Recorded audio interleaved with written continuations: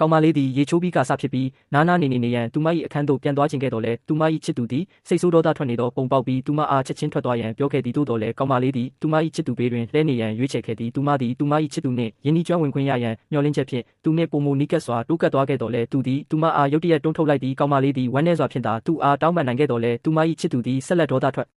နေပြီးသူမအားထပ်မံတွန်းထုတ်ခဲ့သည်နောက်ဆုံးတွင်သူမသည်ငိုယိုရင်းသူအားတင်းကျပ်စွာဖတ်ထားပြီးထပ်မံတောင်းပန်ခဲ့သည်သို့တော်သူသည်သူမအားတွန်းထုတ်လိုက်သောအခါကတင်ဘေးရှိမိအိမ်အားမတော်တဆတိုက်မိသွားပြီးမိအိမ်မှာကွဲအပ်သွားခဲ့သည်ဒါကိုမြင်တော့သူသည်ကောင်မလေးအတွက်စိုးရိမ်သွားသောကြောင့်သူမအားချက်ချင်းနီးကပ်လာရန်ပြောခဲ့သည်သို့တော်ကောင်မလေးသည်ကတင်ပေါ်မှမတော်တဆချော့ကျသွားပြီးမိမိမျောဖြစ်သွားခဲ့သည်ထိုအခါမှသာသူသည်အခြေအနေမြင်မြစိုးရိမ်စရာကောင်းကြောင်းသဘောပေါက်သွား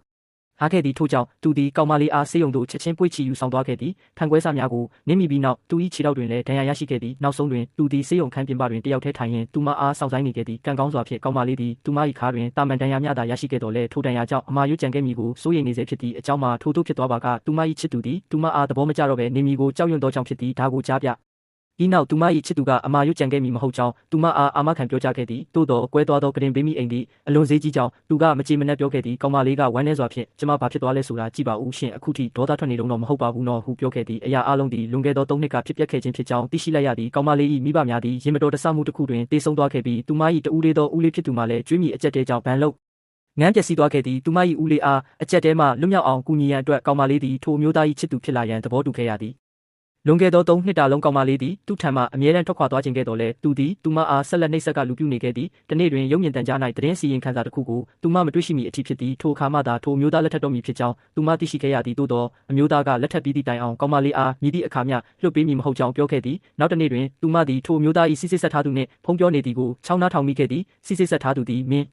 ဂလာဆောင်သတင်းအားမီဒီယာများထံပေါက်ကြားအောင်လှုပ်ဆောင်ခဲ့ခြင်းဖြစ်ကြောင်းသိရှိလိုက်ရသည်သို့သောအမျိုးသားကသူမအားတွန်းဆုတ်ခြင်းမရှိဘဲညှင်းပယ်ခဲ့သည်ထို့ကြောင့်ကောင်မလေးသည်အနားသို့သွား၍သူအားပျော်ရွှင်ပွဲမင်္ဂလာပွဲဖြစ်ပါစေကြောင်းဆုတောင်းပေးခဲ့သည်ဒါကိုကြားပြီးနောက်အမျိုးသားကသူမအားလက်ဆောင်တစ်ခုပေးခဲ့သည်ကောင်မလေးသည်ထိုလက်ဆောင်အားဖွင့်ကြည့်လိုက်သောအခါအတွင်း၌လက်စွပ်တစ်ကွင်းကိုတွေ့ရှိခဲ့သည်လွန်ခဲ့သောအချိန်ကသူတို့နှစ်ဦးရုပ်ရှင်အတူကြည့်ခဲ့စဉ်ကကောင်မလေးကဆက်လိုက်မဝစ်စင်ထားသောလက်စွပ်ကိုအလွန်နှစ်သက်ကြောင်းပြောခဲ့ဘူးသည်မှာအမှန်ပင်ဖြစ်သည်သို့သောဒီနေ့တွင်သူကသူမအားထိုလက်စွပ်နှင့်ဆွချွတ်တူသောလက်စွပ်တစ်ကွင်းပေးလိမ့်မည်ဟုသူမဘယ်တော့မှမမျှော်လင့်ထားခဲ့ပေကောင်မလေးကဤညဈေးကြီးသောလက်စွပ်ကိုဝစ်ဆင်ရသည်မှာစိတ်မသက်မသာဖြစ်ရကြောင်းပြောခဲ့သည်သို့သောအမျိုးသားကထိုလက်စွပ်အားသူမ၏လက်ချောင်းတွင်ကိုယ်တိုင်ဆွပေးခဲ့ပြီးဒါဟာသူမအားချုပ်နှောင်ထားရန်ရည်ရွယ်သည့်ထိတ်တုံးလက်ထိတ်တစ်ခုဖြစ်ကြောင်းပြောခဲ့သည်ကောင်မလေးသည်အိမိတ်ဆာကောင်ထံမှထွက်ပြေးရန်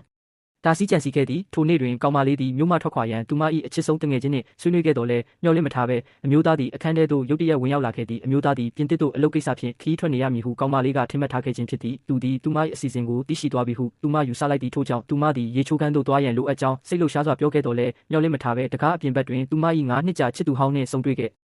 ရသည်သူတို့တစ်ချိန်ကမျှဝေခဲ့မှုသောအမတ်တရများကိုတတိယရင်ကောင်မလေးသည်သူ့ထံမှအကူအညီတောင်းရန်ပြင်လိုက်စဉ်မှာပင်အမျိုးသားသည်သူမ၏အနောက်တွင်ရုတ်တရက်ပေါ်လာခဲ့သည်